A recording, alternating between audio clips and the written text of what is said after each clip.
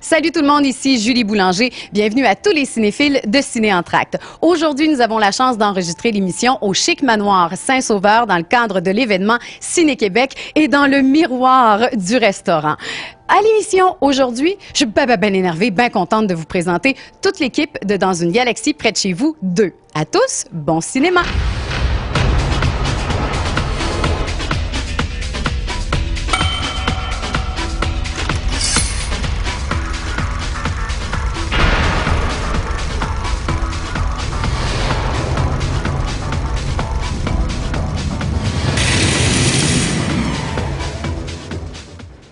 Si vous avez vu Dans une galaxie près de chez vous, vous avez probablement beaucoup aimé, beaucoup ri, vous avez probablement été beaucoup diverti. Avec Dans une galaxie près de chez vous 2, surprise, rebondissement, des rires et encore des rires, du divertissement à 100%. J'ai eu la chance de rencontrer toute l'équipe de Dans une galaxie près de chez vous 2 à Saint-Sauveur.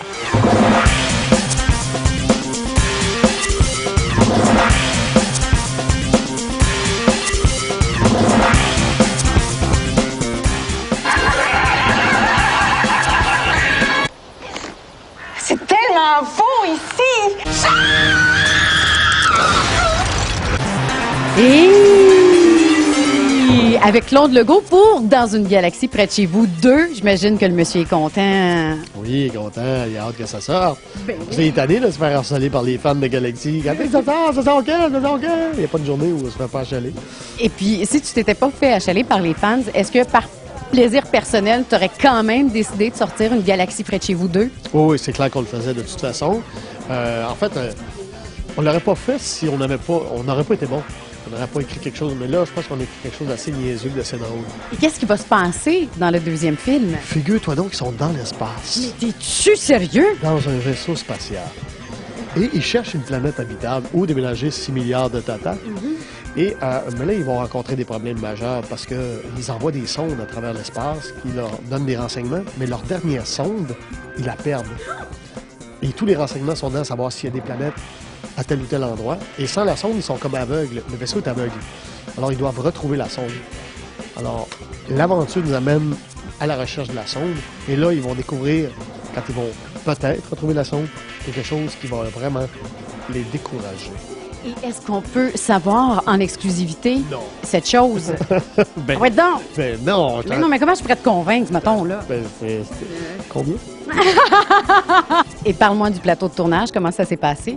Ça a été des belles retrouvailles. On avait hâte de se retrouver toute la gang. Puis on a commencé à tourner, c'est comme si on s'était lâché 2 semaines avant. Puis là, tout le monde est ici aujourd'hui. On a encore beaucoup de fun ensemble. C'est pour ça qu'on le fait aussi. On a beaucoup de fun et on regarde, puis les fans en veulent encore. Puis de toute façon, la mission n'est pas terminée. Elle n'est pas terminée, la mission. Alors, tant qu'elle ne sera pas terminée, on va continuer. Donc, probablement un numéro 3. On ne sait pas, peut-être que ça se termine dans le deuxième. Peut-être, mais fans de Dans une galaxie, là, il faut absolument harceler Claude Legault et tous les autres comédiens de cette fabuleuse, émission, parce que oui, ça a été une émission, mais de ce fabuleux film pour un troisième. Il faut qu'il y ait un troisième. On verra. C'est comme une trilogie, là. C'est comme une logique là, en cinéma. T'aimes ça, logique? Oui, moi, je suis une fille logique en général. Claude Legault, merci beaucoup. Hey, ben, bienvenue.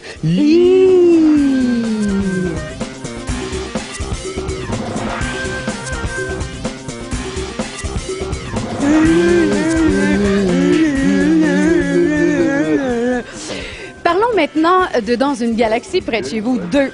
Ton personnage, comment évoluera-t-il? N'importe quoi. Ben, la seule évolution que j'ai trouvée dans ce film-là, c'est le fait que je travaillerai plus jamais avec Claude Legault ni Stéphane Crête. Fait que pour moi, ça. Deux êtres qui te garochent des objets. Tabarouette. C'est dangereux. Est-ce que je peux? S'il vous plaît, c'est sérieux, s'il vous plaît. En fait, le personnage de Bob il évolue tellement, les autres personnages sont éclipsés dans ce film-là.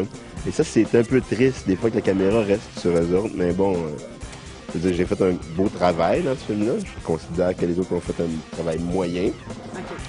Okay. Et on peut voir toutes les nuances dans Bob, dans celui-là. On voit son humanité. Je pense que je me fais niaiser. Bob a vieilli un peu. Okay. Est-ce que Bob a vieilli à utiliser le Viagra, par exemple? peut-être. Il faudrait pas qu'il utilise le Viagra. Il a de la misère à contrôler ses hormones un peu, Bob. Mais là, maintenant, à ce niveau-là, il est moins ado, tu sais, c'est plus comme... Ah. Il n'y en aura pas de facile. Mais il y a toujours de la difficulté, par exemple, avec toutes les petites affaires de la vie. Comme pilote, il est parfait, mais en relation humaine, c'est pas facile aujourd'hui. Depuis le début de l'entrevue, on peut voir que vous êtes une belle gang. Toujours un plaisir de se retrouver. J'imagine que ça a été le cas sur le plateau de tournage. Non. Non, hein? T'es écœuré. Ouais. C'est lequel, mettons, le pire, celui que tu détestes le plus? Oh boy! Essayer de mettre ça sur une échelle, C'est comme le pire. Le pire? Claude Legault. Ouais. Guy Jodoin, mettons? Non, Guy, il est pas pire fin, tu sais. Il est tellement fin que ça le rend plate. Mélanie Ménard? Mélanie, on entend en radio, c'est la même fille. C'est comme fatigant de l'entendre. Déjà qu'à radio, je suis pas capable. Là, dans la vie, ça la parle. Quand t'as le visuel, c'est comme pire. Oh, boy, c'est pénible, là. Tu sais, puis on commençait de bonne heure, on finissait tard. Boy. Ben, C'est comme quelque chose, ce tournage-là. Le film est écœurant. Le film va être super bon, ça oui, mais comme job, là, c'était vraiment la dernière fois. À moins qu'il augmente le cachet considérablement. oui, parce que vous êtes sous-payé, je pense, hein? Pas moi. Toi, t'es le gros dur de la gang. Ouais, je sais que les autres n'ont pas négocié leur affaire, mais hey, garde, t'as l'argent que t'as, hein. Moi, ça a bien été, puis... Moi, anyway, garde, peu importe le tournage, si y a du cash au bout de la ligne, moi le faire. Non, mais c'est clair, hein? C'est Money Talks. Non, ouais, regarde. En tout cas, ben, merci beaucoup, Didier. Voyons, c'est quoi son. Didier Lucien, ouais, c'est ça? Ouais, je t'ai OK, merci. C'était Didier Lucien pour Ciné Entracte. Salut, Didier! Prochainement, sur un écran près de chez vous, dans une galaxie près de chez vous, 2 va sortir et ça va être le temps d'aller voir un film au cinéma qui s'appelle Dans une galaxie près de chez vous 2 et vous allez vous amuser en regardant Dans une galaxie 2. Hein, ça vous tente maintenant, hein, à partir du moment que je vous ai dit que ça allait être le fun puis qu'il allait avoir du popcorn des amis puis que vous allez dépenser de l'argent qui fait que le film va ramasser beaucoup d'argent puis que je vais finir par être payé. Merci.